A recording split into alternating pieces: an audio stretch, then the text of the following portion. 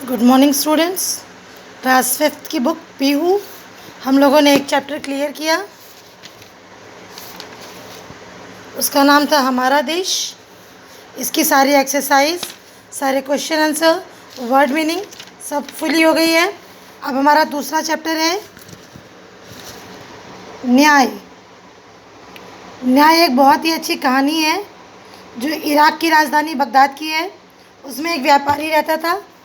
तो एक बार उसके पास जब बहुत सारी मोहरें इकट्ठी हो गई, लगभग 1000, तो उसने सोचा कि मैं हज की यात्रा कर लेता हूँ।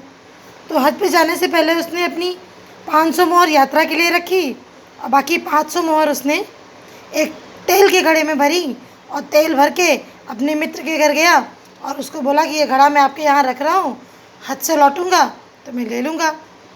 और वाजिद ने कहा कि ठीक है, रख दो। लेकिन एक बात, रात में क्या हुआ कि वाजिद को तेल की ज़रूरत पड़ी। तो उसकी पत्नी ने कहा कि तहखाने में तो तेल का घड़ा रखा है, उसे निकाल कर लाओ और इस्तेमाल करो, बाद में हम लोग तेल भर के रख देंगे। लेकिन जैसे ही वाहिद ने वो तेल का घड़ा निकाला तो उसमें सोने की मोहरें निकली। ये देखकर उसकी नीयत ख़राब हो गई और उसने सारी मोहरें निकाल के रख ली और तेल वैसे ही नया लाकर घड़े में भर दिया और सील पैक कर दिया।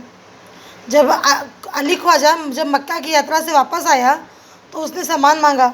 सामान को जब उसने देखा तो उसमें सोने की मोहरें नहीं थी। तो जब उसने वाजिद से मांगा तो वाजिद ने कहा कि मोहरें थी ही नहीं, जो तुमने रखा था वही है। तो इस तरह करके दोनों जो है फिर खलीफा के दरबार गए। खलीफा ने जो है किस्सा इस तरह सुलझाया कि उसने कहा कि तेल की जांच की जाए, तेल कितना पुराना है। जब तेल की जांच की गई तो तेली ने कहा कि तेल 2 महीने से ज़्यादा पुराना नहीं है। तो वाजिद तो घबरा गया। अली ख्वाजा ने खुश होकर कहा कि हुजूर, मैं तो 6 महीने पहले मक्का की यात्रा करने गया था, तभी मैंने तेल खरीदा था।